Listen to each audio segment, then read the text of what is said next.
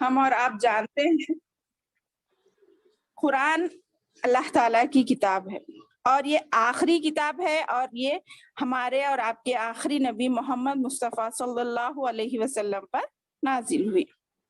اس کے آنے کے بعد اب نہ کسی اور کتاب کی ہمیں ضرورت ہے اور نہ وہ آنے والی ہے۔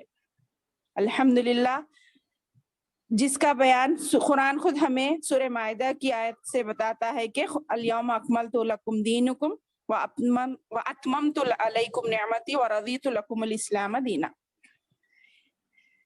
جیسا کہ ہم اور آپ جانتے ہیں اس کی اصل زبان عربی ہے، وہ اپنی اصل عربی زبان میں پوری طرح محفوظ ہے کیونکہ اس کا ذمہ اللہ تعالیٰ نے اپنے طرف لے لیا ہے۔ یہ ایک ایسی کتاب ہے جس کا ہم منعن ترجمہ کر عربی میں نہیں سمجھ سکتے، بلکہ اس کے لیے ہمیں ترجمے کی محتاج ہے۔ ہم ترجمہ کر کے ہی اس کی اصل حقیقت کو جان سکتے ہیں۔ اور قرآن کا مقصد بھی صرف تلاوت کرنا، ناظرہ کرنا نہیں ہے، بلکہ اس کے اصل فہم، یہ کس مقصد سے نازل ہوئی ہے اس کو سمجھنا ہے۔ اس کا جو شخص عربی زبان جانتا ہے وہ بھی سمجھ سکتا ہے اور جو نہیں جانتا وہ بھی اس قرآن کو سمجھ سکتا ہے۔ ایک غیر عربی داں بھی اس کو سمجھنے کی قابلیت رکھتا ہے، کیونکہ اللہ تعالیٰ نے ہمیں پیدا کیا تو وہ بہتر جانتا ہے کہ ہمارے لیے کیا بہتر ہے کیا نہیں۔ اور لوگوں کا یہ کہنا کہ قرآن کو صرف عالم لوگ سمجھ سکتے ہیں، ہم عام انسان نہیں سمجھ سکتے، یہ گویا خود نعوذ باللہ اللہ پر ایک بہتان ہے۔ کیونکہ اگر دیکھیے نرسری کلاس میں نرسری کلاس کے کتابیں ہی پڑھائی جاتی ہے نا، 10th کلاس کے یا انٹر کے یا ڈگری کے وغیرہ نہیں پڑھاتے ہم۔ اگر ایسا کوئی کرے گا تو کہیں گے کہ کیا غلط طریقہ ہے یہ اسکول کے مینجمنٹ کا کہ جس حساب سے جس کو پڑھانا چاہیے وہ کتابیں نہیں پڑھا رہے ہیں بلکہ الگ پڑھا رہے۔ تو اللہ بھی جانتا ہے ہمارے اندر یہ قابلیت ہے، ہم اس کتاب کو سمجھ سکتے ہیں، اسی لیے اس نے اس کتاب کو نازل کیا۔ ہر عام اور خاص، عالم اور جاہل سب اس کو سمجھ سکتے ہیں، تو اس کی حقیقت سے ہم سب آشنا ہو سکتے ہیں۔ اس کے بعد اللہ تعالیٰ قرآن میں بتایا گیا ہے کہ جو انسان بعد کے زمانے میں پیدا ہو رہے ہیں وہ سب ابتدائی دور میں تخلیق آدم کے وقت ہی پیدا کر دیے گئے۔ یہ بھی ہم جانتے ہیں اس وقت اللہ تعالیٰ نے تمام انسانی روحوں سے براہ راست خطاب کیا، جس کی وجہ سے ہر ایک کے اندر فطرت اسلام موجود ہے، جیسا کہ ہم نے جانا۔ اس کے بعد اللہ تعالیٰ نے تمام انسانوں کو براہ راست طور پر خطاب فرمایا، اور اس خطاب میں جو بات کہی گئی تھی وہ تمام انسانوں کے لیے لاشعوری میں محفوظ کر دی گئی ہے۔ گویا کہ اللہ کے جس کلام کو انسان قرآن کی صورت میں پڑھ رہا ہے، اس سے پہلے براہ راست خدائی خطاب کے تحت وہ اس کو سن چکا ہے اور سمجھ چکا ہے۔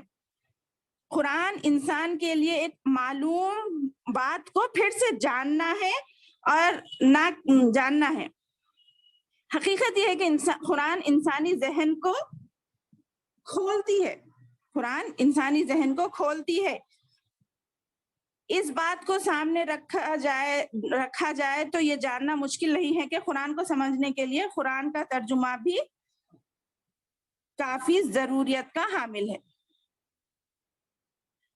اس کتاب کا موضوع یعنی سبجیکٹ کیا ہے کہ اللہ تعالیٰ کا یہ کریشن پلان آف گاڈ ہے، یعنی تخلیقی پلان ہے اللہ کا۔ انسان کو آگاہ کیا جا رہا ہے کہ یہ اللہ تعالیٰ نے دنیا کس لیے بنائی، انسان کو زمین پر بسانے کا مقصد کیا ہے، موت سے پہلے کے دور حیات میں انسان سے کیا کیا چیزیں مطلوب ہیں، اور موت کے بعد وہ دور حیات میں انسان کے ساتھ کیا پیش آنے والا ہے، یہ انسان اچھی طرح جانتا ہے۔ اور انسان ایک ابدی مخلوق ہے، ہمیشگی کی مخلوق ہے، مطلب اس کا سفر حیات موت کے بعد بھی جاری رہتا ہے۔ بولے نا، ہمیشہ کے لیے پیدا کیا گیا انسان کو، مگر اس کو 2 حصوں میں بانٹ دیا گیا. کس طرح؟ قرآن اس کا سفر حیات موت کے بعد بھی جاری ہے. قرآن اس پورے سفر حیات کے لیے ایک رہنما کتاب کی حیثیت رکھتا ہے. انسان کو اس حقیقت سے ہمیشہ باخبر رہنا چاہیے، یہی قرآن کا مقصد ہے اور اس کا موضوع کلام بھی ہے. خدا اللہ تعالیٰ نے انسان کو ایک ابدی مخلوق کی حیثیت سے پیدا کیا ہے، پھر اس کے 2 حصوں میں بانٹ دیا. اس کو انسان کی زندگی کو 2 حصوں میں بانٹ دیا. ایک بہت تھوڑا حصہ قبل از موت دور میں رکھا اور اس کا زیادہ بڑا حصہ بعد از موت میں رکھ دیا. یعنی موت سے پہلے کا جو دور ہے وہ ٹیسٹ کا دور ہے. ہم نے سنا نا، یہی باتوں کو میں مختصر طور پہ بیان کر رہی ہوں. موت سے پہلے کا دور یہ ٹیسٹ کا دور ہے، اور موت کے بعد کا دور وہ ٹیسٹ کے مطابق اچھا یا برا انجام پانے کا دور ہے، یعنی ریزلٹ کا دور ہے. قرآن زندگی کی اسی حقیقت کے لیے ایک تعارفی کتاب کی حیثیت رکھتا ہے. جو اس قرآن کو پڑھے گا، اس کے مطابق عمل کرے گا، اس کو پھر آخرت کے بعد میں ٹیسٹ کے رزلٹ کے لیے اس کو اپنے آپ میں ایک ہمت بن جائے گی. قرآن ایک اعتبار سے منعم کی طرف سے انعام ہے، یعنی اللہ منعم نے جس نے انعام کیا، ہمارے لیے ایک انعام ہی ہے نا یہ قرآن، یہ اللہ کی طرف سے ہے. تو انسان کو اس کی جو چیز اس کو ملی ہے وہ چیز کی بھی اہمیت کو جاننا چاہیے اور دینے والے کی بھی اہمیت کو یاد رکھنا چاہیے، تبھی وہ اس کا صحیح فائدہ اٹھا سکتا ہے اور بار بار اس سے رجوع کر اپنی تمام زندگی کے مشکلات کا حل پا سکتا ہے انشاءاللہ. اس کے بعد ہم اور آپ جانتے ہیں کہ قرآن میں جو بھی احکامات آئے ہیں، اس کی تفسیر میں شروع میں ہی اس کتاب کی تفسیر میں اللہ تعالیٰ نے اس کے بالکل صاف اور شک و شبے سے دور ہونے کی گواہی دے دی ہے. بس ہمیں ایک مثال کے ذریعے اس کو سمجھنے کی ضرورت ہے کہ دیکھیے، ہم اگر سمندر کے پاس گئے تو اس میں 2-3 چیزیں ہیں. سمندر کے پاس جانے والا فائدہ اٹھاتا ہے الگ الگ کیٹیگریز کے. اگر کوئی صرف جا کر وہاں پر اس کی ٹھنڈی ہواؤں کا فائدہ اٹھا رہا ہے تو گویا کہ وہ قرآن کی تلاوت کر کے صرف نیکیاں کما رہا ہے، جیسا کہ حدیث میں آیا ہے ہر حرف پر 10 نیکیاں ہیں. اس کے علاوہ سمندر پر جانے کے بعد اس میں اگر کوئی غوطہ لگاتا ہے یعنی سوئمنگ کرتا ہے تو گویا وہ ڈبل فائدہ اٹھا رہا ہے نا، کہ ایک تو ٹھنڈی ہواؤں کا فائدہ بھی لے رہا ہے، دوسرا اس میں اپنے آپ کو تیرا کر اپنے جسم کا میل کچیل بھی دور کر رہا ہے. گویا اس کی تلاوت کے ساتھ ساتھ اس کا ترجمے کا مزہ بھی مل رہا ہے. گمان کریے، میری مثال کے ذریعے اس بات کا گمان کریے کہ صرف اس کی ٹھنڈی ہواؤں سے ہمیں فائدہ اٹھانا ہے یا اس کے ترجمے اور تفسیر میں جا کر اپنے علم کا بڑھانا اور اس سے فائدہ اٹھا کر اپنی دنیا اور آخرت کو بچانا ہے. دوسرا شخص وہ ہے جو سوئمنگ کر کے اس کا ڈبل فائدہ اٹھائے گا، اور تیسرا شخص وہ ہے جو اس کی سمندر کی گہرائیوں میں جا کر اس کے نظاروں کا بھی لطف اٹھا رہا ہے. یعنی اس کے قصوں کو پڑھ کر، پہلے کے نبیوں کے بارے میں پڑھ کر، ان کی باریکیاں، ان کی زندگی کے مقصدوں کو جان کر، اپنے آپ کو اس پہ کمپیئر کر کے اپنے آپ کو کہاں کریکشن کرنے کی ضرورت ہے اس کو محسوس کر رہا ہے. تو یہ 3rd پرسن ہو گیا. اب لاسٹ 4th پرسن وہ ہے جو اس قرآن کے سمندر کی گہر کے پاس بھی آتا ہے، اس کی ٹھنڈی ہواؤں سے لطف اندوز بھی ہوتا ہے، اس میں غوطہ بھی لگاتا ہے، اس کے اندر کے نظاروں کو دیکھ کر وہاں کی قیمتی اشیاء کو لے کر آتا ہے. یعنی پہلے تو قرآن کی تلاوت کرنے والا، دوسرا اس کا ترجمہ کرنے والا، تیسرا اس کے نبیوں اور اس کے قصوں کو غور و فکر کرنے والا، سمجھنے والا، اور اس کے ذریعے سے اپنی زندگی میں کس چیز کی کمی ہے اس پر عمل کرنے والا. یعنی وہ قیمتی اشیاء کیا ہے؟ عمل ہے ہمارا. کہ اس کے بعد اب جو چیزیں جو ہمیں مل چکی ہیں، اس کی قیمتی ہیرے سمجھیے، موتی سمجھیے، جو بھی سمندر کی گہرائیوں میں اس کی قیمتی اشیاء ہیں، وہ لے کے آنے والا گویا اس پر عمل کرنے والا ہے، جس کے ذریعے سے یہ پورا فائدہ اٹھا رہا ہے. تو اب ہمیں سوچنا چاہیے کہ ہم اس کی کون سی کیٹیگری میں فٹ ہونے والے ہیں، پہلی، دوسری، تیسری، چوتھی. تو اس لحاظ سے ہمارا مقصد یہی تھا کہ ہم اس قرآن کو مختصر صحیح مگر اپنے انداز میں پڑھنے کی کوشش کریں. حالانکہ آپ تمام کو اردو آتی ہوگی، مگر کسی کے ساتھ بیٹھ کے پڑھنے میں جو مزہ ہے، جو لطف ہے، وہ اکیلے میں نہیں آتا. ایسا پڑھنے سے آپ کو کچھ ڈاؤٹس بھی آ سکتے، آپ کا ڈاؤٹ دوسروں کے ڈاؤٹ کو کلیئر کر سکتا. اس لیے جو بھی سوال آتے ہیں آپ بلا جھجک کریے. آپ کے یہ سوالات ہی ہمارے لیے علم میں بڑھانے کا ذریعہ بنتے ہیں. میں نے اس سے پہلے بھی یہی کہا تھا کہ ہمارے کو ایک عالم کو ان کا شاگرد ہی آگے بڑھاتا ہے، علم کی گہرائیوں تک پہنچاتا ہے. کیونکہ عالم کا ایک ذہن ہوتا ہے مگر 10 شاگردوں کا الگ الگ ذہن. الگ الگ ذہن سے اگر الگ الگ سوالات آئیں گے، الگ الگ مشورے آئیں گے، تو عالم کو مجبور ہونا پڑے گا کہ ان تمام کے اشکالات کو دور کرے. تو میری آپ تمام سے ادباً گزارش ہے اس کتاب کے اپنا ترجمہ شروع کرنے سے پہلے کہ آپ لوگ ہماری مدد کریے، آپ لوگ ہمارے سے مشورہ دیجئے کہ ہم اس کام کو بہتر سے بہتر کس طرح بنائیں اور اپنی اس کوششوں کے ذریعے سے اللہ کی رضا کیسے حاصل کریں. آپ بالکل مت شرمائیے، مت گھبرائیے.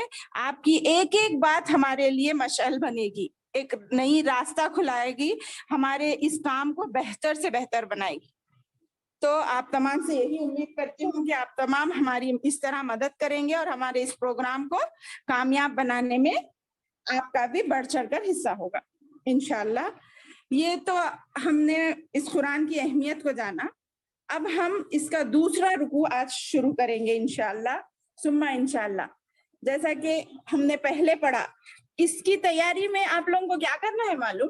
اس کا ترجمہ جیسا ہم پڑھے مختصر طور پر، آپ کو بھی ویسے ہی اس کے ہارڈ ورڈز کو لکھ لینا ہے.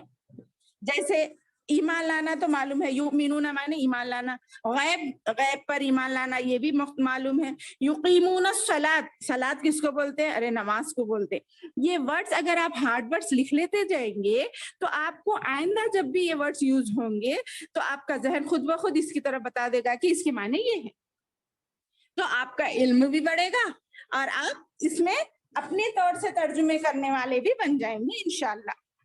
تو ہم نے الحمدللہ پہلے ہی جان لیا کہ یہ الف شروع کی آیتوں میں کہ یہ ایک ایسی کتاب ہے جس میں کوئی شک و شبے کی گنجائش نہیں ہے اور یہ ہدایت ہے متقیوں کے لیے. جو متقی کون ہے؟ پھر متقیوں کی صفات بتا دی گئی ہیں. الذین یؤمنون بالغیب، جو لوگ غیب پر ایمان لاتے ہیں اور نماز قائم کرتے ہیں، اور جتنا بھی ان کے پاس ہے، جتنا بھی. آئندہ ہم امیر ہوں گے تو خرچ کریں گے نہیں، آئندہ کا ذمہ اللہ کے اوپر چھوڑ دیجئے. اب فی الوقت آپ کے پاس جتنا بھی ہے اس میں سے خرچ کریں گے. اور اس کتاب پر ایمان لانا گویا اس سے پہلے تمام تورات، زبور، انجیل اور تمام 1,24,000 نبی گزرے ہیں جن کا صحیح سے معلوم نہیں ہے کہ اتنے ہی آئے ہیں، ایک تعداد بتا دی گئی ہے. اتنے چیزوں پر بھی ہم ایمان لاتے ہیں اور ان کی کتابوں پر بھی ہم ایمان لاتے ہیں اور آخرت پر یقین رکھتے ہیں. اور اس میں جہاں ایمان کا ذکر آتا ہے، میں نے کہا یہ آخرت پر یقین بھی ضروری ہے کیونکہ یہی ہمیں تمام برائیوں سے بچانے والی ہے. آخرت پر یقین ہی ہمیں تمام برائیوں سے بچنے والا ہے. کیونکہ ہر کام میں ہم دیکھیں گے اس سے ہمارے آخرت کو کوئی غلط فرق تو نہیں پڑے گا. کچھ کام کرنے جائیں گے اس سے ہمارے آخرت میں کچھ خلل تو نہیں آئے گا. یہ سوچنا ہی انسان کو برائیوں سے روکتا ہے.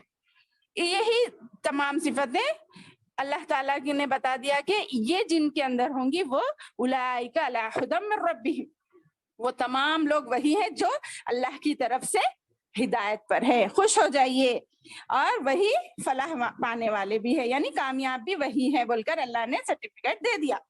اس کے بعد دوسرا گروہ، پہلے ہی رکوع میں 2 گروہ کی بات کر دی گئی ہے، ایک گروہ ایمان والوں کا ہے اور دوسرا گروہ کافروں کا۔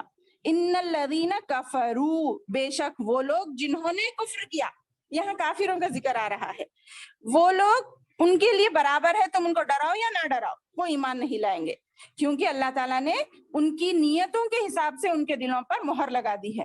جیسا کہ ہم نے کہا نا، جب کوئی ایک بندہ مومن بھی اگر ایک گناہ کرتا ہے تو اس کے دل پر ایک کالا نقطہ پڑ جاتا ہے، دوسرا گناہ کرتا ہے تو اور ایک کالا نقطہ پڑ جاتا ہے، اگر اس کے بعد وہ نیکی کرتا ہے تو وہ گناہ دھل جاتا ہے، مگر مسلسل گناہ پہ گناہ، گناہ پہ گناہ، گناہ پہ گناہ کرتا گیا، ارے بہت ٹائم ہے ابھی بعد میں نیکیاں کریں گے بلکہ سوچتا گیا، تو گویا کہ اس کا پورا دل کالا کا کالا ہو گیا اور اس کو صحیح بات بھی سمجھ میں نہیں آتی۔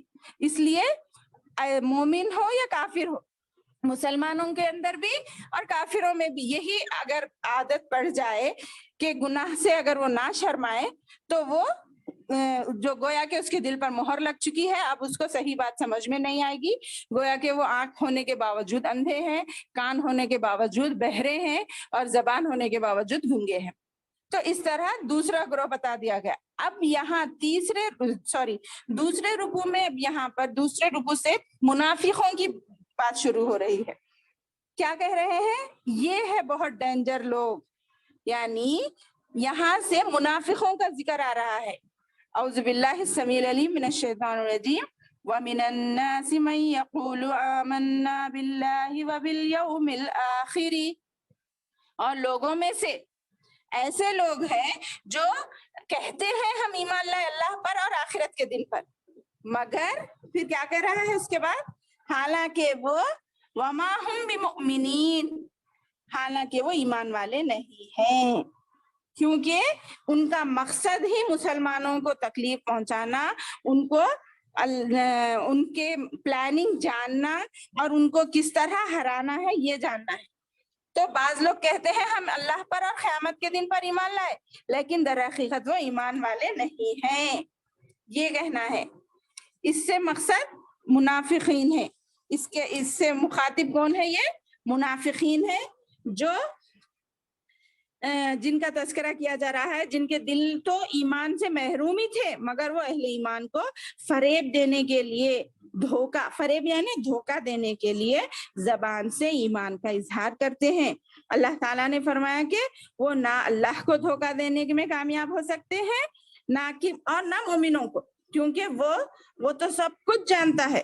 کون؟ اللہ تعالیٰ تو سب کچھ جانتا ہے، اور اہل ایمان کو مستقل یہ چیزیں بتا رہا تھا، یعنی نبی کریم صلی اللہ علیہ وسلم کے زمانے میں اللہ کے رسول کو اللہ تعالیٰ نے بتا دیا تھا وحی کے ذریعے کہ کون کون منافقین ہیں، ان کی کس چال سے تمہیں کیا نقصان ہوگا، کس چال کو کس طرح ناکام کرنا ہے، ہر چیز کی پلاننگ اللہ کر رہا ہے، مگر یہ اللہ کر رہا سو ان کو نہیں معلوم نا، منافقین کو، تو وہ کیا سمجھ رہے ہیں؟ ہم تو اچھا دھوکہ دے رہے ہیں سمجھ رہے ہیں، مگر اللہ تعالیٰ آگے کیا فرما رہا ہے دیکھیے، اعوذ باللہ من الشیطان الرجیم یخادعون اللہ والذین آمنوا وما یخدعون الا انفسهم وما یشعرون، اور وہ اللہ کو اور ایمان والوں کو دھوکہ دیتے ہیں، یہ سمجھ رہے ہیں منافقین، لیکن دراصل وہ خود اپنے آپ کو دھوکہ دے رہے ہیں۔ کون بول رہی ہیں؟ اللہ تعالیٰ بول رہی ہیں، وہ المومنین اور اللہ کو دھوکہ نہیں دے رہے ہیں بلکہ اپنے آپ کو دھوکہ دے رہے ہیں، اور اتنے گئے گزرے ہیں، دیکھیے ان کو خود نہیں معلوم ہے کہ وہ دھوکہ دے رہے ہیں، مگر وہ سمجھتے نہیں، اپنے دھوکے میں اتنے خوش ہیں وہ کہ اپنے آپ کو دھوکہ مل رہا ہے اس سے، بلکہ نہیں سمجھ رہے۔ تو اللہ تعالیٰ پھر آگے فرما رہا ہے فی قلوبہم مرض فزادہم اللہ مرضا، ان کے دلوں میں بیماری ہے اور اللہ نے انہی بیماری میں مزید بڑھا دیا۔ اب یہ جو خوش فہمی میں جی رہے نا وہ لوگ کہ ہم مسلمانوں کو نے جا کے ان کی پلاننگ معلوم کر رہے ہیں، حالانکہ اللہ ان کی پلاننگ معلوم کر دیا، نوٹ کر دیا کہ کون کون منافق ہے، اللہ کے رسول کو پہلے سے ہی معلوم ہو گیا، مگر ان کو نہیں معلوم کہ اللہ کے رسول کو معلوم ہے، بلکہ بس ان کی چالوں میں اللہ ان کو ڈھیل دے رہا ہے کہ دیکھو کہاں تک جاتے گی جانے دو، کتنا آگے بڑھنے دو، ایک ایک چیز کا حساب ہم لینے والے ہیں. اس لیے اللہ تعالیٰ ان کی ڈھیل دے رہا ہے اور ان کی بیماری میں اور مزید بڑھا رہا ہے. بما کانوا ولہم عذاب علیم بما کانوا یکذبون. دیکھیے پہلی آیت میں کافروں کے لیے عذاب عظیم آیا تھا، پہلے رکوع کے اینڈ پہ کیا آیا؟ وَلَهُمْ عَذَابٌ عَظِيمٌ، یعنی بڑا عذاب ہے بھلے. یہاں پہ کیا بول رہے منافقین کے لیے؟ وَلَهُمْ عَذَابٌ عَلِيمٌ، دردناک، بہت زیادہ دردناک عذاب ہے. اس چیز کے بدلے وہ جھوٹ بول رہے ہیں. تو یہاں پہ ایک نقطہ کیا نکلتا ہے کہ جھوٹ منافقین کی علامت ہے، کیونکہ وہ دھوکہ دے رہے تھے نا جھوٹ بول کے. تو یہ منافقین کی علامت ہے، یہ مومنوں کے اندر ہرگز نہیں آ سکتی. جس طرح اللہ کے رسول صلی اللہ علیہ وسلم نے فرمایا کہ مومن بخیل بھی ہو سکتا ہے، مومن پست ہمت بھی ہو سکتا ہے، مگر مومن جھوٹا نہیں ہو سکتا. مومن کے دل میں جھوٹ جمع نہیں ہو سکتا، کیونکہ یہ منافقین کی علامت ہے. تو اب ہم سوچیں کہ ہم مذاق میں کتنے جھوٹ بول دیتے، بچوں سے کتنے جھوٹ بول دیتے، بچوں کی جھوٹ کی عادت کو کس طرح چھڑاتے. اس پوائنٹ کو یاد رکھیے کہ منافقین اللہ تعالیٰ نے کیا کہا؟ وَلَهُمْ عَذَابٌ عَلِيمٌ بِمَا كَانُوا يَكْذِبُونَ. بیما کانو اس سے ریلیٹڈ ہے، ان کے لیے عذاب علیم، دردناک عذاب کس لیے ہے؟ اس چیز کی وجہ سے جو وہ جھوٹ بول رہے ہیں. مسلمانوں کے سامنے آ کے مسلمان ہے کہتے ہیں اور کافروں کے پاس جا کے کافر ہیں. ارے ہم تو ان کو صرف مذاق میں لے رہے ہیں، اصل تو ہم تمہارے ساتھ ہیں، یہ کرتے ہیں. تو اس پوائنٹ کو یاد رکھیے کہ جھوٹ مومنوں کی ہر علامت نہیں ہے. مذاق میں بھی جھوٹ بولنے کو اللہ کے رسول صلی اللہ علیہ وسلم نے منع فرمایا ہے. جو بھی بات ہے، جو بھی تکلیف ہے، جو بھی مشکل ہے، بول دیجئے، یہاں پر سچ بول دیجئے، چاہے اس کا انجام کچھ بھی کیوں نہ. اس کے بعد ہم آگے بڑھتے ہیں. وَإِذَا قِيلَ لَهُمْ لَا تُفْسِدُوا فِي الْأَرْضِ قَالُوا إِنَّمَا نَحْنُ مُصْلِحُونَ. جب ان سے کہا جاتا ہے تم فساد مت پھیلاؤ زمین میں، تو وہ کیا کہتے ہیں؟ جھوٹ. ایک مثال ہے نا، چوری پہ چوری اوپر سے سینہ جوری بول کے. یہ منافقوں کی چال ہوتی کہ وہ کہتے ہیں ہم تو اصلاح کرنے والے ہیں، ہم فساد برپا کرنے والے نہیں ہیں، بلکہ ہم تو اصلاح کرنے والے ہیں. بول رہے ہیں وہ لوگ. دیکھ رہے کتنی غلط فہمی میں مبتلا ہے کہ ایک دوسرے کو بھڑکانا، ایک دوسرے کے خلاف چالیں چلنے کو وہ اصلاح سمجھ رہے ہیں، بلکہ وہ تو اللہ تعالیٰ نے اس کو فساد کہا ہے. لا تفسدوا فی الارض، زمین میں فساد مت پھیلاؤ. اور ایک جگہ کہا فساد قتل سے بڑھ کر ہے، کسی کی جان لے لینے سے بڑھ کے کیا ہے؟ فساد ہے بولے. یعنی ایک دوسرے کے خلاف چالیں چلنا، لوگوں کو ان کے خلاف ان کے طرف بھڑکانا، ان کے خلاف ان کو بھڑکانا. ہم مذاقوں میں ارے انہوں ایسا بولے جی، انہوں ایسا بولے جی بول دیتے، مگر اس کا اثر کیا ہوگا، آگے جا کے وہ بات کہاں تک پھیلے گی ہم کو اندازہ نہیں ہوتا. اس لیے صاف گو رہنا، چاہے برا مانو بھلا مانو، جو بھی ہے سامنے بول دینا، بس ہٹ جانا. اس کی بعد میں ان کے خلاف ان کو نہیں بھڑکانا، ان کے خلاف ان کو نہیں بھڑکانا. یہ ہمارے میں عام ہو گئی بات، ہم اس کو برا نہیں سمجھ رہے ہیں، مگر اس کو اللہ تعالیٰ نے منع فرمایا ہے کیونکہ یہ منافقوں کی علامت ہے. پھر کیا بولتے ہیں اللہ تعالیٰ بول رہے ہیں، پھر وہ تو بول رہے ہیں نا ہم اصلاح کرنے والے ہیں. الا انہم هم المفسدون ولکن لا یشعرون. آگاہ ہو جاؤ، اللہ کہتے ہیں تنبیہ کرنے کو، تنبیہ کر رہے ہیں اللہ کہ نہیں، خبردار ہو جاؤ. اللہ ڈرا رہے ہیں یقیناً یہی لوگ فساد کرنے والے ہیں، لیکن انہیں اس کا شعور نہیں ہے، ان کو اس بات کا شعور نہیں ہے کہ یہ فساد پھیلا رہے ہیں. پھر دیکھیے آگے کیا بول رہے ہیں، یہ کیا بول رہے ہیں؟ فساد اصلاح کی ضد ہے، کفر اور معصیت سے زمین میں فساد پھیلتا ہے. دیکھ رہے اس کی تفسیر میں کیا بتا رہے اللہ تعالیٰ؟ کفر اور معصیت سے زمین میں فساد پھیلتا ہے اور اطاعت الہی سے امن و سکون ملتا ہے. دیکھ رہے اللہ تعالیٰ کی اطاعت اور فرما برداری سے انسان کے دل اور زندگی میں سکون آتا ہے، اور کفر اور معصیت یعنی انکار کرنا اور اللہ کی نافرمانی کرنے سے زمین میں فساد پھیلتا ہے۔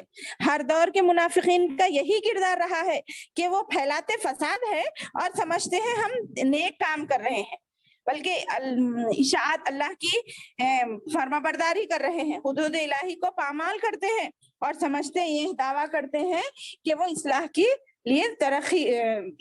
کی ترقی میں کوشاں ہیں، یعنی آگے بڑھ رہے ہیں۔ تو یہ منافقین کی چالیں ہوتی ہیں۔ تو اس کے بعد اللہ تعالیٰ کیا فرما رہا ہے آگے آیت نمبر 13 میں دیکھیے، اعوذ باللہ من الشیطان الرجیم، وَإِذَا قِيلَ لَهُمْ آمِنُوا كَمَا آمَنَ النَّاسُ قَالُوا أَنُؤْمِنُ كَمَا آمَنَ السُّفَهَاءُ۔ دیکھیے یہاں تک دیکھیے، اور جب ان سے کہا جاتا ہے کہ اور لوگوں صحابہ کی طرح تم بھی ایمان لاؤ، تو جواب دیتے ہیں کیا ہم ایسا ایمان لائیں جیسا یہ بے وقوف ایمان لائے ہیں؟ یہ کیوں کہا انہوں نے؟ کیوں کہا؟ اس لیے کہا کہ جب ایمان جس کے اندر سچے طریقے سے داخل ہو جاتا نا، تو اس کو دنیا کی پرواہ نہیں ہوتی، وہ دنیا کی لاجکوں کو نہیں پرواہ کرتا۔ یعنی ان لوگوں کا کہنا یہ تھا، اس کی تفسیر میں آیا ہے کہ ہم کیسا ایمان لانا جن کے جیسا، یہ تو بے وقوف لوگ ہیں، بس اچھی بات ہے، ٹھیک ہے، یہ اللہ ہے، اللہ کے رسول ہے، یہ دین حق ہے، مگر اس کی خاطر ہم گھر بار چھوڑ دینا، ان کو پیسہ لاؤ بولتے ہی پیسہ لا کے دے دینا، ان جنگ پہ چلو بولتے جنگ پہ چلے جانا، اپنے بیوی بچوں کو گھروں میں چھوڑ کے نکل گیا نا، یہ کچھ لاجک ہے کیا؟ یہ کچھ سمجھ میں آنے والی بات ہے؟ بس جتنا اوپری ایمان لاؤ بولتے ہم ٹھیک ہے مان لیتے، مگر پوری طرح سے ایمان میں داخل ہو جاؤ تو نہیں ہو سکتا، یہ اپنی عقل کو گوارا نہیں کر رہا بولتے تھے، اس لیے بے وقوف کہا ہے لوگوں نے کہ یہ کیسا ایمان کیونکہ صحابہ نے جب ایک بار ایمان لا لیا تو دنیا کی ہر تکلیف کو برداشت کیا نا میری بہنوں۔ آپ ان کی شروع ایمان والوں کا ذکر بھی سن چکے ہیں سیرت نبی میں کہ ان کو کس کس طرح تکلیف دی گئی۔ ارے کیسے مٹی کے بنے ہوئے ہیں جی، ایک بار لا الہ الا اللہ پڑھتے کہ چلو ان کو اتنی سزائیں دی جا رہی، مگر انہوں ایمان سے ٹس سے مس نہیں ہو رہے، کیا بے وقوف دکھ رہے، سمجھ رہے کیوں؟ مگر اللہ تعالیٰ آگے ڈرا کے کہہ رہا ہے ارے بے وقوف ہو، تم بے وقوف ہو، جس کو ایمان کا مزہ چکھ گیا۔ یہ دنیا کی بولی نا میں ابھی، دنیا میں انسان کو ابدی زندگی دی گئی، مگر تھوڑی زندگی موت سے پہلے ہے، ہمیشہ کی زندگی موت کے بعد ہے نا۔ تو عقل مند وہ ہے جو ہمیشہ کے لیے بہتر مانگنا، یہ تھوڑی دن کے لیے کچھ تکلیفیں آئی ٹھیک ہے برداشت کر لیں گے، مگر ہمیشہ کے لیے کامیاب ہو گئے تو کون عقل مند نکلا؟ وہ عقل مند نکلا جس نے اللہ کی خاطر ایک بار ایمان لایا اور باقی پوری چیزیں اللہ کے لیے قربان کر دی، اپنا جان، اپنی مال، اپنے بیوی، اپنے بچے، اپنی گھر جائیداد، زمین، رشتہ دار، ہر چیز کو قربان کر دینا اللہ کے لیے، کیونکہ اللہ ہی نے پیدا کیا نا۔ اس حقیقت کو جان لیے تو انسان کو دنیا کی چیزیں ہیچ لگیں گی، یہ کیونکہ ختم ہونے والی ہے نا، دو چیزوں میں ہمیشہ کی زندگی کو ترجیح زیادہ دے گا۔ تو بے وقوف کون ہوا؟ یہ منافقین ہوئے جنہوں نے ظاہری چیزوں کو قبول کر لیا ابدی چیزوں کے مقابلے میں۔ تو آگے بھی بتا رہے انہوں نے ہدایت کو بیچ دیا ضلالت کے بدلے، گمراہی کے بدلے۔ تو ان لوگوں کو ظاہر میں تو تھوڑا سکون مل گیا، جنگ پہ نہیں گئے، جانے بچ گئی جیسا دکھا، مگر بعد میں ان کا حال کیا ہوا؟ جو جنگ پہ گئے یہاں آنکھ بند کرے مگر جنت میں آنکھ کھولے، بولے اللہ کے رسول۔ تو ہمیشگی کی زندگی کو جس نے ترجیح دی وہی صحیح میں عقل مند ہے۔ اس لیے انہوں نے منافقین کہتے ہیں ہم کیوں ایمان لائے، یہ بے وقوفوں کی طرح جو ایک بار کلمہ پڑھتے ہی اپنے گھر بار بیوی بچے ہر ایک کو چھوڑ کے ڈائریکٹ اللہ بلاتے ہی چلے جا رہے، اللہ کے رسول بلائے بول کے حکم ملتے ہی چلے جا رہے، بلکہ ایسا سمجھتے۔ تو اللہ ڈرا رہا، پھر آگے پھر سے آیا دیکھیے، الا انہم ہم السفہاء، مد متصل کیا بول رہے ہیں یہاں پہ کہ بے شک خبردار ہو جاؤ، بے وقوف وہ نہیں ہے بلکہ تم خود بے وقوف ہو، ولکن لا یعلمون، مگر تمہیں اس کے بعد کیا ہونے والا ہے نہیں جانتے۔ انہوں نے جان لیا، صحیح چیز کو پہچان لیا، اس لیے وہ آگے اس میں पूरे के पूरे उतर गए, तुम नहीं जानते ना, इसलिए तुम्हें इसका खबर नहीं है। वलाकिन ला यालमून, तुम नहीं जानते। व इज़ा लक़ुल लज़ीना आमनू क़ालू आमन्ना व इज़ा खलौ इला शयातीनिहिम क़ालू इन्ना माकुम इन्नमा नहनु मुस्तहज़िऊन। फिर क्या बोल रहे हैं? खबरदार हो जाओ, यकीनन यही बेवकूफ है लेकिन जानते नहीं।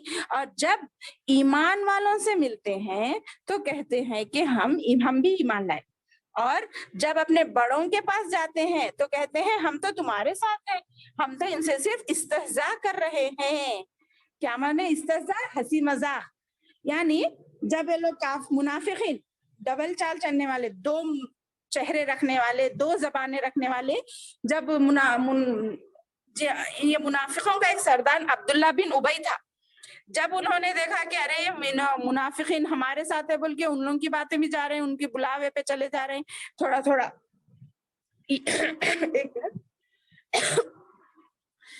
उनके सामने बहुत जी हुजूरी कर रहे हैं जैसा दिख रहा, बल्कि उन लोगों को एक जगह जमा करके पूछते कि क्या तुम बहुत ही उन लोगों की जी हुजूरी कर रहे हैं मुसलमानों की? बोले तो अरे नहीं नहीं, हम तो खाली उनसे हंसी मजाक कर रहे हैं, असल में तो हम आपके साथ है, हम खाली उनसे मजाक कर रहे हैं ताकि उनकी प्लानिंग जान सके, बल्कि ऐसा तसल्ली दे लेते थे आपस में। अल्लाह ताला उनकी कैफियत बयान कर रहा है कि अकेले में वो किस तरह बातचीत करते हैं। तो ये बताने का मकसद है इसमें, जब वो मुलाकात करते हैं उन लोगों से जिन्होंने उनसे कहा जाता है ईमान लाओ, तो वो कहते हैं हम ईमान लाए, मगर जब उनके असल लोगों से मिलते हैं तो उनसे कहते हैं कि हम तो इनके साथ इस्तेहजा कर रहे हैं, हंसी मजाक कर रहे हैं, हम तो दरअसल तुम्हारे ही साथ हैं।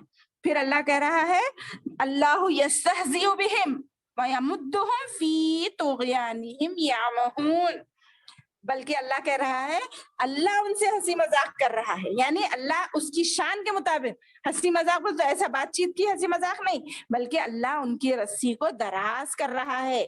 अल्लाह ताला बोले ना जबरन, यानी जबरदस्ती अगर किसी को मुसलमान करना चाहे तो फिर ये अजाब, ये जन्नत, ये दोज़ख की क्या जरूरत थी? नहीं थी ना। अल्लाह ने अकल दे दी, अकल दे के दो रास्ते बता दिए, अब इख्तियार दे दिया इंसान को, तुम चाहे तो इस रास्ते पे चलो या चाहे तो उस रास्ते पे चलो। अब तुम्हारे अंदर क्या सलाहियत है, तुम्हारी अकल किस तरह काम करती, तुम क्या सही है अपने लिए पसंद करते, ये तुम्हारी चॉइस है। अगर अल्लाह जबरन करना चाहे तो पूरा खेल ही खत्म, पूरी मकसद इस खत्म दुनिया बनाने का, इंसान को बनाने का। इसलिए अल्लाह ताला क्या कर रहा, अगर वो काफिरों के दिलों में मैल है, वो इंसान वो असल रोशनी, असल हिदायत को नहीं पहचान रहा है, तो फिर उसको उसी में ही आगे बढ़ाते जाता। ये याद रखिए, हमारे लिए भी अगर हम अल्लाह की हिदायत को नहीं जानेंगे, अल्लाह की बातों को नहीं पहचानेंगे, गौर फिक्र नहीं करेंगे, तो अल्लाह हमको वही जिंदगी में नहीं बढ़ाता। देखिए सपोज एक एग्जांपल देती हूँ, इस एकेडमी से जुड़ने से पहले भी हमारी जिंदगी कट रही थी? नहीं, बराबर कट रही थी, मगर अल्लाह ने हमारे अंदर वो तड़प और फिक्र देखी ना कि नहीं, इन लोगों को दीन का इल्म होना चाहिए, इनको रास्ते, इनकी आप लोगों की या मेरी, मैं अपने को भी इसमें शामिल करती हूँ कि आपके अंदर भी वो फिक्र थी, मेरे अंदर भी वो फिक्र थी, हम दोनों को जोड़ दिए ताकि हमारे लिए रास्ते पैदा करें। हम आप इस तरह से जोड़ के, आप मेरे को नहीं जानते थे, मैं आपको नहीं जानती थी, मगर अल्लाह ने हमारी इस फिक्र और तड़प से हमको जोड़ा ना। इसी तरह अगर कुफ्र और जलालत में जिंदगी गुजारते तो अब कई लोग हैं जो हमारे एकेडमी से जुड़े हुए हैं, नहीं है नहीं, किसी और से कर रहे होंगे, मगर अपनी अपनी जिंदगी में गुजर रहे, चल रही जिंदगी, वैसे भी चल रही, ऐसा भी चलती, मगर अल्लाह ताला जबरन किसी को हिदायत नहीं देता। इसीलिए वो मुनाफिकीन को अल्लाह ताला रस्सी उनकी ढील दे रहा है, वो कहां तक जा रहे जाने दो, बल्कि वो यामहून फी तुग़यानिहिम यामहून। देखिए यहाँ पे दो तरह के हैं, आइन मीम हा असल मादा है इसका, यामहून। देखिए आप लोग अगर कुरान लेके बैठे हुए हैं तो इसमें या आइन मीम हा वाव नून है ना, या महून, ये दो तरह के अंधे हैं। एक होता है आइन मीम या उम्युन, बल्कि आया नहीं आगे आता, देखिए ऐन मीम या आंखों के अंधे को बोलते, समझ रहे मेरी बहनों, ऐन मीम या आंखों के अंधे को बोलते, ऐन मीम हा अकल के अंधे को बोलते। سمجھ رہے نا؟ تو یہاں پر ان لوگوں کو عقل کے اندھے کہا گیا ہے، یا مہون، یعنی یہ اپنے بہکاوے، انہیں ان کی سرکشی اور بہکاوے میں اور بڑھا دیا ہے. یہ وہ لوگ ہیں جنہوں نے گمراہی کو ہدایت کے بدلے، نہیں آگے نہیں، یہ عقل کے اندھے بھی کہا جاتا ہے ان کو. سمجھ رہے نا؟ عین میم یا آنکھوں کا اندھا، عین میم ہا عقل کا اندھا. تو یہ اللہ تعالیٰ منافقین کو عقل کا اندھا کہا ہے کہ وہ اپنی اسی گمراہی میں آگے بڑھتے جا رہے ہیں. تو اللہ ہمیں اسی گمراہی سے بچائے، انشاءاللہ صحیح ہدایت نصیب فرمائے. پھر آگے بول رہی آیت نمبر 16 دیکھیے، اولئک الذین اشتروا الضلالۃ بالہدی فما ربحت تجارتهم وما كانوا مهتدین. اولئک وہ سب لوگ جنہوں نے، منافقین کا کہہ رہے ہیں، وہ لوگ ہیں جنہوں نے خرید لیا، اشترا مانے خریدنا، ضلالتا گمراہی کو خرید لیا، بالہدا ہدایت کے بدلے. دیکھیں انہوں نے بظاہر تو بچ گئے جیسا دکھاؤ، منافق بن کے بظاہر ہدایت دے کے گمراہی خرید لی ان لوگوں نے، مگر ان کا ٹھکانہ کیا ہوا؟ المنافقون فی الدرک الاسفل من النار. قرآن میں آیا نا، اس سے پہلے بولی نا میں، منافقین جہنم کے سب سے نچلے طبقے میں ہوں گے، جہاں سے آگ شروع ہوگی تو سوچیے اس کی تپش کیا ہوگی. تو وہ بھول گئے وہ لوگ آخرت کا، مگر دنیا میں بچ گئے، سمجھ گئے. مگر آج ہم کو معلوم ہوا کہ وہ لوگ عبداللہ بن ابی لے لیجئے، جبکہ منافقین ابو جہل وغیرہ جو بھی کافر تھے، وہ لوگوں کا ٹھکانہ کیا ہوا؟ پورا ابو لہب وغیرہ جہنم میں گئے بول کے معلوم نا. تو انہوں نے خرید لیا تھا گمراہی کو ہدایت کے بدلے.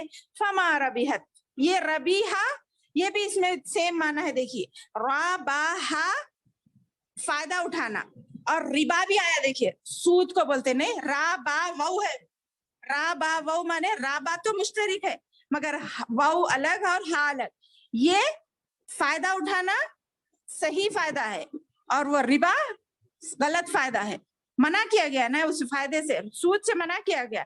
یہ ربیحہ فما ربحت تجارتہم، ان کی تجارت نے ان کو کوئی فائدہ نہیں پہنچایا. جو انہوں نے اس طرح کیا، گمراہی کو خرید لیا ہدایت کے بدلے، تو ان کی تجارت نے، ان کے اس کام نے ان کو کوئی فائدہ نہیں پہنچایا. وما کانوا مہتدین، اور وہ ہدایت یافتہ بھی نہیں ہوئے. سمجھ رہے میری بہنوں؟ میں تھوڑا تیز جا رہی ہوں شاید، نہیں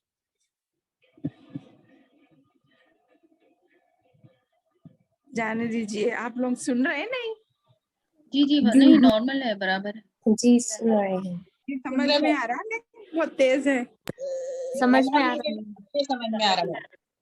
جی الحمدللہ الحمدللہ. ایزی ورڈز یوز کر کے آپ سمجھا رہے ہیں نا، الحمدللہ اچھے سے سمجھ رہے ہیں. ہاں وہی مقصد ہے. ذرا آگے جائیں گے، ہاں اچھے ورڈز بھی یوز کریں گے، مگر پہلے نہیں آگے ہارڈ ورڈز یوز کریں گے، تب تک آپ لوگوں کو معلوم ہو جاتا ہے نا. جی انشاءاللہ. تو کیا بول رہے ہیں؟ وما ربحت تجارتہم وما کانوا مہتدین، اور یہ پس ان کی اس تجارت نے ان کو نہ فائدہ پہنچایا اور نہ ہی یہ ہدایت یافتہ ہوئے. اب ان کے ایگزامپلز دے رہے. آگے کیا بول رہے ہیں آیت نمبر 17 میں؟ مثلہم کمثل الذی استوقد نارا، ان کی مثال اس طرح ہے، فلما اضاءت ما حوله ذهب الله بنورهم وتركهم في ظلمات لا يبصرون. دیکھیے کیا بول رہے ہیں یہاں پر؟ ان کی مثال اس شخص کی سی ہے جس نے آگ جلائی، بس آس پاس کی چیزیں روشن ہوئی، روشنی میں آئی ہی تھی کہ اللہ نے ان کے نور کو لے لیا، یعنی ان کی آنکھوں کے نور کو، اور وہ انہیں اندھیروں میں ہی چھوڑ دیا، چھوڑ دیا جو نہیں دیکھتے. یعنی وہ منافقین کی مثال بتا رہے. یعنی پہلی مثال وہ لوگ ہیں کافروں کی. حضرت عبداللہ بن مسعود، اس حدیث سے آپ لوگ سمجھیے، حضرت عبداللہ بن مسعود رضی اللہ عنہ اور دیگر صحابہ نے اس کا یہ مطلب بیان فرمایا ہے کہ نبی صلی اللہ علیہ وسلم جب مدینہ تشریف لائے تو کچھ لوگ مسلمان ہو گئے، لیکن پھر جلد ہی منافق ہو گئے. تو ان کی مثال اس شخص کی سی ہے جو اندھیرے میں تھا، یعنی کفر کے اور ضلالت کے اندھیرے میں تھا، لیکن اس نے روشنی جلائی جس سے اس کا ماحول روشن ہو گیا. اور مفید اور غیر مفید نقصان دہ چیزیں اس پر واضح ہو گئی، مگر دفتن تھوڑی ہی دیر میں وہ روشنی بجھ گئی اور وہ حسب سائق تاریکیوں میں چلا گیا. یعنی اس کو ہدایت ملی مگر اس نے اپنی دل کی گہرائیوں سے اس ہدایت کو قبول نہیں کیا کیونکہ وہ منافق تھا نا. تو اللہ نے اس کی آنکھوں کی روشنی ہی لے لی، یعنی اس کو چاہت ہی نہیں تھی، اس کو تڑپ ہی نہیں تھی اس چیز پہ ہمیشہ رہنے کی، اس لیے اللہ تعالیٰ نے اس کی آنکھوں کی روشنی ختم کر دی، گویا کہ وہ روشنی میں آ کر پھر سے اندھا ہو گیا. سمجھ رہے نا؟ تو اس نے اپنے لیے تاریکیوں کو پسند کیا اور وہ تاریکیوں میں گر گیا. یہی حال منافقین کا تھا. پہلے وہ شرک کی تاریکیوں میں تھے، پھر مسلمان ہوئے تو تھوڑی روشنی آئی، مگر حلال اور حرام جیسا جیسا جانتے گئے، ایمان میں آگے بڑھتے گئے، خیر و شر کے بارے میں پہچانتے گئے، پھر وہ دوبارہ کفر و نفاق کی طرف لوٹ گئے. ارے کیا ہے بھائی، پہلے ہی اچھے تھے ہم لوگ، کیا بھی کرو، کس چیز کا بھی ڈر نہیں، مرنے کے بعد کا نہیں، کیا بھی نہیں، ویسے ہی زندگی گزارتے تھے. اب یہ کیا 5 ٹائم نماز پڑھو بول رہے ہیں، حرام سے بچو بول رہے ہیں، حلال کرو بول رہے ہیں. یہ ایمان کی چیزیں ان کو بوجھ لگنے لگی، حالانکہ وہ بوجھ نہیں تھی، ان کے لیے بہتری تھی، مگر ان کو اس طرح محسوس ہونے لگا، اس لیے انہوں نے پھر سے اپنی چال وہی سی چلی اور وہ اس ایمان کی لذت کو محسوس نہیں کر سکے اور وہ پھر واپس اپنے گمراہی کے اندھیروں میں چلے گئے. اس طرح وہ اندھے کے اندھے رہ گئے. تو وہ اپنے کفر و نفاق کی طرف لوٹ گئے اور ساری روشنی جاتی رہی. یہ ایک مثال ہو گئی منافقین کی. پھر اس کے بعد اور اس کے بعد میں کیا بول رہے ہیں اللہ تعالیٰ؟ اعوذ باللہ من الشیطان الرجیم، سمم بکمن امیون. یہ دیکھو میں بولی نہیں، یہ سمم گنگے ہیں، بہرے ہیں، سوری بہرے ہیں، بکمن گنگے ہیں، امیون اندھے ہیں. یہ جمع ہے، سمن بکمن امیون یہ جمع ہے. ان کو ان لوگوں سے تشبیہ دی جائے گی. یہ عقل کے اندھے جو بولی تھی نا میں، یہ عین میم یا آنکھوں کے اندھے، عین میم ہا عقل کے اندھے. تو یہ اب گویا کے پورے اندھے بن گئے، بہرے ہیں، گنگے ہیں، اندھے ہیں، پس وہ نہیں لوٹتے. فہم لا یرجعون، اب وہ اپنے اندھیرے سے نہیں لوٹتے. دیکھ رہے نا؟ اللہ اس طرح سے ہماری حفاظت فرمائے. اس کے بعد ایک اور مثال دی جا رہی ہے اسی رکوع میں، آخری دیکھیے، او کصیب من السماء فیہ ظلمات ورعد وبرق یجعلون اصابعهم فی آذانهم من الصواعق حذر الموت واللہ محیط بالکافرین. اب یہاں کیا کہا جا رہا ہے؟ دوسری مثال کے ذریعے آسمانی برسات، یعنی آسمانی برسات کی طرح ہے یہ دوسری مثال، جس میں اندھیریاں اور گرج اور بجلی سب ہے. پھر اس سے موت کے ڈر سے، کڑاکے کی وجہ سے وہ اپنی انگلیاں اپنے کانوں میں ڈال لیتے ہیں کہیں مر نہ جائیں، اور اللہ کافروں کو گھیرنے والا ہے. قریب ہے کہ بجلی ان کی آنکھیں اچک لے، اور جب ان کے لیے روشنی کرتی ہے تو اس میں چلتے پھرتے ہیں، اور جب ان پر اندھیرا کرتی ہے تو کھڑے کے کھڑے رہ جاتے ہیں. یعنی یہ منافقوں کی دوسری چال ہے. معلوم کیا؟ جب ان لوگ نے ایمان تو لایا، مگر جب ان کے ناپسندیدہ کاموں کی طرف انہیں بلایا جاتا، یعنی جب جنگ کے لیے بلایا جاتا، جب کچھ پیسہ وغیرہ دینے کے لیے بلایا جاتا، تو وہ کیا کرتے تھے؟ کھڑے کے کھڑے رہ جاتے، ہاں کچھ بھی نہیں. جب مسلمانوں کو کامیابی ملتی ہم بھی شریک ہو جاتے. دیکھ رہے کتنی بڑی چال چل رہے ہیں لوگ. جب مسلمانوں کو کامیابی ملتی تو منافقین آگے بڑھتے، ہم بھی آؤ آپ کے ساتھ ہے، آپ کے ساتھ ہے، بلکہ وہ کامیابی میں شریک ہو جاتے تھے. لیکن جب ان کے لیے سختی ہوتی یا جب ان کی کچھ چیزوں کا مطالبہ کیا جاتا، جنگ میں چلو یا کچھ پیسہ لا کے دو یا فلاں ذمہ داری نبھاؤ، بولتے کچھ نہ کچھ بہانے دے کے پیچھے ہٹ جاتے تھے. تو یہ کیا ہوا؟ یہ غلط چال ہوئی نا. اگر تم فائدے میں پورے کے پورے شریک ہو رہے ہو تو نقصان میں بھی ہونا، ہر حال میں پورے کے پورے دین ایمان میں داخل ہونا ہونا. تو اس طرح ان کو بتایا جا رہا، جب بارش ہو رہی ہے، ایمان کی قرآن نازل ہو رہا ہے، تو تمہارے جب تمہارے پسند کی کوئی بات ملی تو تم آگے آ رہے. جیسے ہی تمہاری پسند کی بات نہیں ملی، کچھ چمک گرج وغیرہ محسوس ہوئی تو ڈر کے تم کھڑے کے کھڑے رہ جا رہے، آگے بڑھ رہے نہیں، پیچھے ہٹ رہے نہیں. تو یہ اس طرح ان کی مثالیں دے کے اللہ تعالیٰ ہمیں سمجھا رہا ہے کہ منافقین ایسے ہوتے ہیں. تو اس سے اپنے آپ کو ہمیں یہاں ٹٹولنے کا ایک نقطہ یہ ملتا ہے کہ ہم اس طرح منافقوں کی کسی علامت میں شریک ہو رہے ہیں؟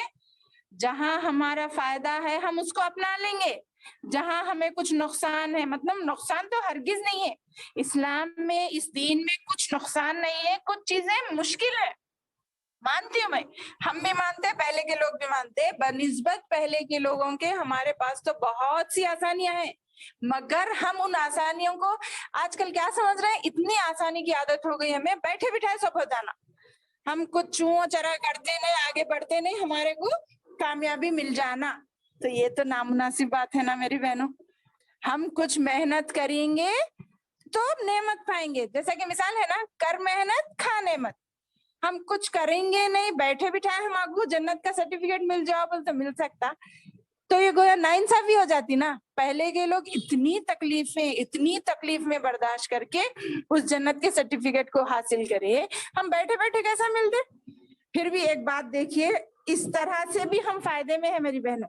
اب میں اپنی ایک بات جنرل بتانا چاہتی ہوں، اس میں میرے کو ایک یاد آیا، آپ لوگ دیکھیے، غور کریے، ہم نے اس قرآن میں موسیٰ علیہ السلام کا قصہ پڑھا، داؤد علیہ السلام، ہود علیہ السلام، شعیب علیہ السلام، لوط علیہ السلام، مختلف نبیوں کے کم سے کم 25 نبیوں کا نام تو اس قرآن میں آئے نا۔ اور آپ نے غور کیا ان لوگوں میں، یہ بات بہت غور سے سنیے، آپ سمجھے یا نہیں سمجھے، میں پھر پوچھوں گی اس کو۔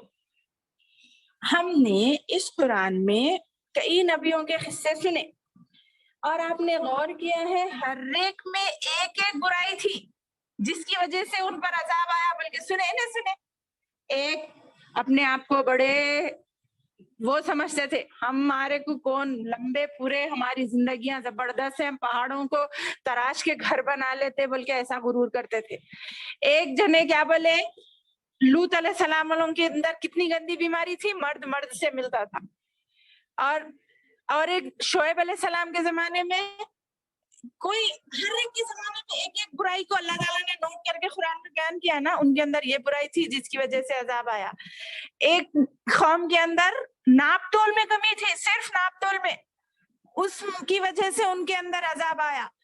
ایک جھوٹ بولتے تھے، ایک فلاں کرتے تھے، اس طرح ایک ایک برائی کرتے تھے بول کے اللہ کو اتنی وہ برائیاں ناپسند تھی کہ ایک ہی دم ان کے اوپر عذاب آ کے ان کے قوم کو ہی نیست و نابود کر دیا، نام و نشان مٹا دیا۔